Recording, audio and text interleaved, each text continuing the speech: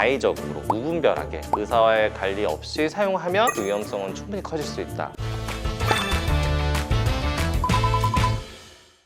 왜냐면 요즘 비만 치료제 위고비가 정말 핫하잖아요. 근데 이제 위고비하고 실명까지 왔다라는 내용을 본 적이 있는데 정말로 관계가 있는 걸까요? 네, 저도 그 부분 찾아보고 봤는데 저도 궁금했어요. 위고비 요즘 많이 쓰는데 요즘 워낙 유명하잖아요. 일론 머스크 때문에도 그렇고 이제 우리나라에서도 많이 써가지고 저도 찾아봤는데 실제로 위고비와 실명의 관계성이 의심된다 이런 보고들이 실제로 나오고 있습니다. 위고비하고 실명이 어떤 관계가 있나요? 일단 위고비는 당뇨 치료제 주사제로 많이 나왔죠. 그 기전을 보면은 우리가 이제 췌장에서 인슐린 분비를 촉진을 하고 글루카곤 분비를 억제해요. 그러면 이제 혈당이 이제 떨어지게 하는 거죠. 그리고 뭐 위장 간의 운동 같은 것도 조금 이제 느리게 해서 식욕도 억제시킵니다. 그러면서 체중 감량의 효과도 나타나게 된 거예요. 그래서 요즘 이걸 우리가 별칭으로 살 빠지는 당뇨약? 뭐 이런 식으로 사람들 많이 알고 계시더라고요. 그런데 최근에 유럽의 의약품청 그리고 미국 의학협회 안과학회제에서 이 위고비를 맞고 실명한 환자들에 대한 보고가 나타난 거죠. 근데 실제로 이제 요즘 들어 말씀하신 것처럼 우리나라에서 위고비가 정말 대중화되고 있고 많은 사람들이 이제 맞고 있잖아요. 그런데 이제 이런 보도자료 나오니까 얼마나 불안하겠습니까? 그래서 아마 관심이 갑자기 이제 늘어난 것 같아요. 정말 위고비와 실명의 가능성이 있을까? 위고비로 인해 실명이 된 그 주 원인이 NAION, 비동맥염성 압허열 시신경병증. 쉽게 말해서 눈에 생기는 뇌졸중입니다. 시신경이든 눈의 여러 신경의 혈관들이 산소나 이제 영양분을 공급을 해주는데 갑자기 시신경에 혈액 공급이 안 되는 겁니다. 뇌졸중처럼. 그러면은 이제 시신경이 영구적인 손상이 되면서 시력이 갑자기 소실되는 이제 실명에 이르게 되는 병인데 이게 이제 위고비를 맞은 분들에게서 나타난 거죠. 근데 이제 위고비라는 게 사실 혈당, 그러니까 당뇨를 조절하는 목적에서 만들어진 거기 때문에 혈당이나 혈관에 영향을 줄 수 있는 약이잖아요. 제가 봤을 때는 충분히 이런 가능성이 있겠다라고 보여집니다. 어떤 사람에게 위험할까요? 우선은 아무래도 혈당, 혈관이나 뭐 이런 거 관련이 있기 때문에 기저질환이 있는 사람들한테 더 위험할 수가 있습니다. 이제 특히 먼저 당뇨를 우리가 생각할 수 있는데 당뇨 치료제로 우리가 워낙 쓰기 때문에 물론 위고비 자체의 위험성도 있겠지만 당뇨는 이제 눈에 당뇨 망막병증을 일으킬 수가 있어서 그 또한 실명의 위험성이 충분히 있어요. 근데 물론 우리가 위고비 치료를 받을 때 내과 선생님과 함께 철저한 관리하에 받겠지만 그래도 혹시 자의적으로 무분별하게 쓰게 되면은 갑작스러운 혈당 변화, 그로 인한 혈관 변화가 나타날 수 있고 그거는 분명히 실명의 위험성을 높일 수 있다고 생각이 됩니다. 그 이외에도 뭐 고혈압, 고지혈증 같은 혈관 질환, 심혈관 질환도 기저질환이 있으면 위험 인자가 될 수 있을 것 같고요. 내가 내과적인 질병이 있다 그러면 좀 조심해야 될 것 같아요. 근데 여기서 이제 일단 중요한 것은 위고비가 무조건 실명을 이렇게 해서 위험하다